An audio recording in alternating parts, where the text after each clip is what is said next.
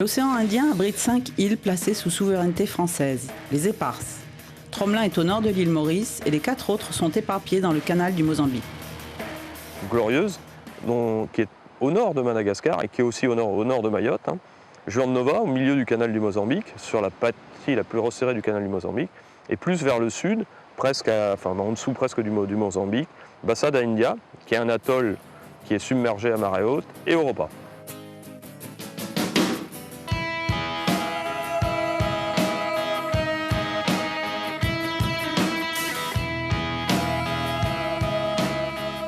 Les îles Éparses sont françaises depuis 1897.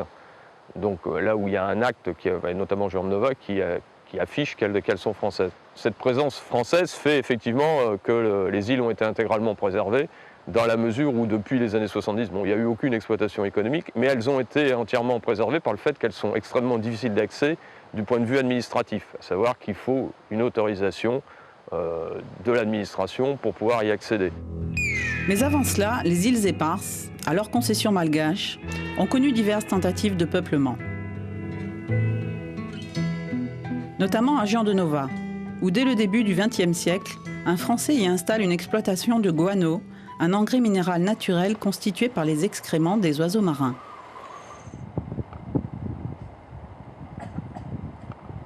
Quelques vestiges de l'usine, active jusqu'en 1968, sont encore visibles sur l'île, ainsi que les installations de transbordement sur la plage et l'habitation du dernier propriétaire des lieux, communément appelée la maison Patureau.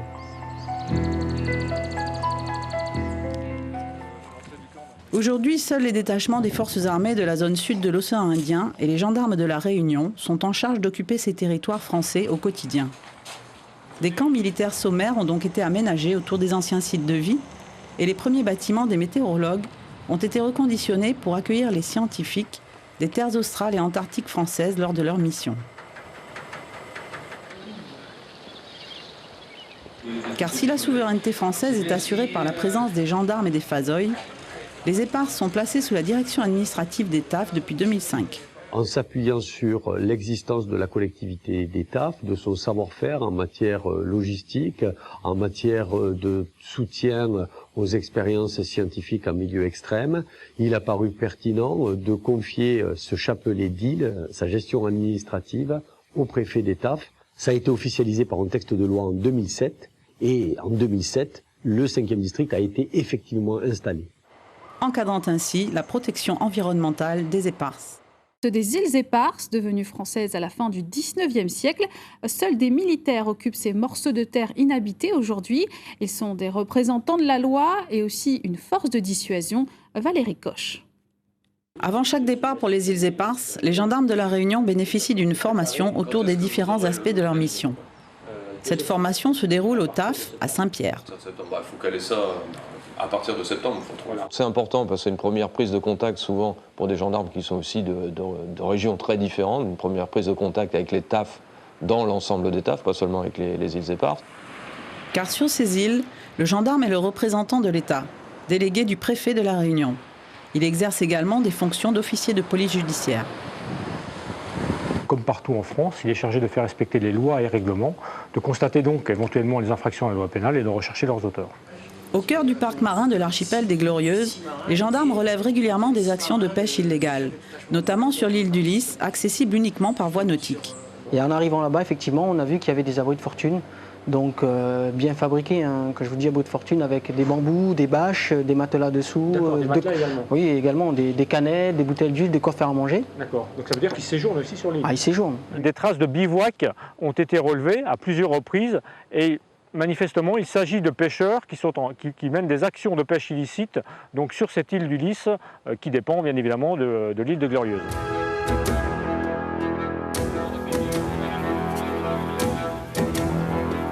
Les gendarmes travaillent donc en étroite collaboration avec les fazoïs, dont les moyens logistiques permettent de surveiller les abords des îles et d'être opérationnels sur les 2,5 millions de kilomètres carrés de la zone économique exclusive.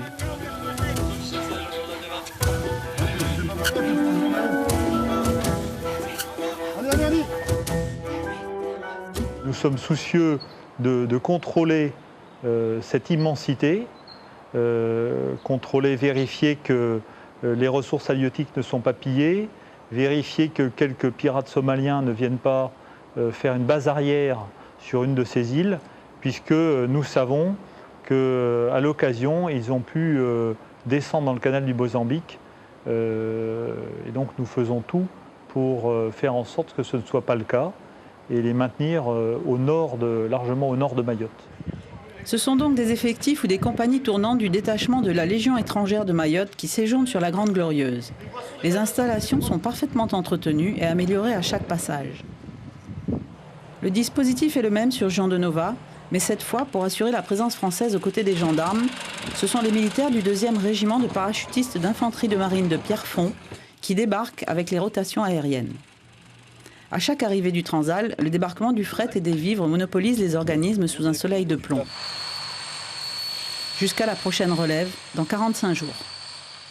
Depuis 1970, les militaires français issus du détachement de la Légion étrangère de Mayotte et du 2e régiment de parachutistes d'infanterie de marine basé à Pierrefonds sont positionnés sur les îles Éparses comme force de dissuasion. Les détachements se succèdent tous les 45 jours et sont composés de 14 militaires venant du régiment qui sont successivement des gens qui viennent en compagnie tournante ici au régiment ou pris parmi les gens qui sont stationnés au 2e RPIMA pour 2 ans. Cette présence implique donc une stricte organisation de la vie au quotidien. Il faut en priorité entretenir les pistes en sable pour assurer l'accès aérien, essentiel moyen de liaison avec l'extérieur. La difficulté ici, c'est que les délais d'évacuation sont longs, entre 6 heures minimum, voire 18 heures lors de notre dernière expérience, du fait des contraintes essentiellement météorologiques, de temps et de nuit. Des personnels de santé à même d'apporter les premiers secours sont donc présents en permanence sur site et les consignes de sécurité sont draconiennes. Parce que si je me coupe une artère ici à Glorieuse, je vais claquer ici à Glorieuse. Et si je me blesse sérieusement, il va falloir qu'on envoie un transat, si on a un, et on se met dans les pires conditions au niveau sécurité. Pour autant, il faut s'activer pour entretenir les installations, notamment les réserves d'eau. L'entretien qu'ils ont à réaliser sur leur casernement, sur leur adduction d'eau, sur l'évacuation des déchets, est un travail à lui tout seul qui est colossal, justement pour entretenir cet espace naturel. Et ça occupe beaucoup les hommes, parce qu'il en va de leur pérennité sur l'île. Chaque relève est donc l'occasion pour les chefs de détachement et les officiers en charge des éparses de passer les consignes et de recenser les travaux faits ou restants à faire. Révision du matériel de transmission, pelletage, fouilles, vérification des groupes électrogènes et du stock de carburant, entretien des locaux et des parties communes, décoration, les hommes ne rechignent pas à la tâche. Des pas de tir ont été aménagés sur chaque île pour servir les entraînements habituels des militaires. À l'occasion des relèves, du personnel spécialisé procède au contrôle des munitions stockées sur les camps. Sur les îles Éparses, le confort est sommaire, mais chacun veille à la qualité du cadre de vie, comme le boulanger qui améliore l'ordinaire. Là, on va faire le pain à l'ancienne, comme on dit, à la main. Donc ici, il n'y a pas de pétrin, donc on a mis la farine qu'on a d'abord tamisée. On va faire donc les petits pains pour manger ce soir, qu'on mettra après au four d'ici 1 heure. Un vrai plaisir de gourmet, avant d'enchaîner sur une petite séance de sport. Être gendarme sur les îles Éparses implique de s'adapter à des tâches administratives peu communes, comme délivrer des visas très rares. Le gendarme remplit également les fonctions de vaguemestre, c'est-à-dire préposé au courrier. Les gens qui viennent ici en mission, pour correspondre avec leur famille ou leurs proches, ils ne peuvent que le faire s'ils veulent envoyer un courrier avec des timbres des terres australes. Les collections propres au territoire des terres australes sont très recherchées par les philatélistes. Il y a un assortiment de plusieurs figurines. Chacun peut faire son choix et tout en valeur d'affranchissement. Une fois le courrier oblitéré avec soin, il partira par le prochain Transal. Dans la petite pièce qui fait office à la fois de gendarmerie et de bureau, la maintenance des postes informatiques permet de conserver les outils de travail opérationnels. Car en plus de gérer les cartes postales et autres plis confiés par les résidents de passage, les gendarmes transmettent des rapports quotidiens à la direction des TAF et au centre opérationnel et de renseignement de la gendarmerie de la Réunion. Ils disposent du satellite et de la radio BLU, moyens de communication traditionnels utilisés par les militaires. S'ils effectuent régulièrement des missions d'entretien de leurs appareillages, les météorologues ne vivent plus à demeure sur les éparses, hormis Tromelin. Sur Europa, Grande Glorieuse et Juan de Nova, ce sont les gendarmes qui procèdent au relevé des appareils météo. Ils communiquent également les données de climatologie aux pilotes de Transal pour permettre les atterrissages dans de bonnes conditions. Durant 45 jours, les gendarmes veillent au bon déroulement de la vie quotidienne des détachements sur les éparses. Ils représentent la loi et disposent des prérogatives d'officiers de police judiciaire pour les mettre en œuvre. Tous les jours, ils arpentent les plages, vérifient qu'il n'y a pas eu d'intrusion durant la nuit et relèvent les débris éventuels déposés par les marées.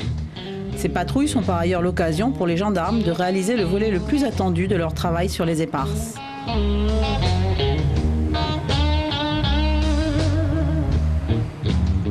des missions du gendarme aux Glorieuses, c'est de compter les traces de tortues. C'est-à-dire qu'on a une trace de tortue qui sort de l'eau, donc qui va monter, elle va pondre et elle va redescendre. Nous, ce qu'on va faire tous les matins, c'est de compter la trace descendante. Parce que si on ne voit qu'une trace montante, et pas de trace descendante, ça veut dire que la tortue est en difficulté. Soit elle est coincée, soit elle est morte, soit elle est fatiguée. Dans ce cas-là, il faut aller la secourir. Elle est venue faire son trou ici. Donc elle va creuser, ça peut prendre du temps, 2 à 3 heures, elle creuse, elle va pondre, et après elle va tasser le sable. Donc ça prend du temps aussi parce qu'elle prend son temps, elle tasse, et après, on peut voir ici, elle repart à la mer. Et ces données sont retransmises aux scientifiques de Kélonia et de l'Ifremer pour le suivi des sites de ponte et de reproduction des tortues marines qui fréquentent les îles éparses. On a une formation sur Kélonia avec les gendarmes qui partent en mission sur les îles éparses, puisque c'est les gendarmes qui sont chargés, dans le cadre d'un accord entre Ifremer, Kélonia et la gendarmerie nationale, de relever les traces de tortues qui viennent pondre sur les îles éparses. Les traces de ponte sur les plages, c'est un indicateur de l'abondance de la reproduction sur ces îles. Donc le fait de les avoir en formation avant, ça nous permet de bien leur montrer ce que sont les tortues et pourquoi il faut faire ce travail, à quoi sert ce travail, et en même temps de leur présenter les résultats de leur travail en montrant comment ces données de traces peuvent être transformées pour le suivi de ces populations de tortues. Ouais, on voit bien l'écart. La trace, c'est sûr. À la faveur des marées, les tortues vertes femelles sortent de l'eau et remontent la plage pour pondre pendant la nuit. Une ponte peut durer jusqu'à 4 heures. Au petit matin, les dernières retardataires sont épuisées par leur long travail nocturne. Elles abandonnent 100 à 200 œufs soigneusement enterrés dans le sable et mettent leur dernière force dans une ultime traversée de la plage pour enfin regagner la mer.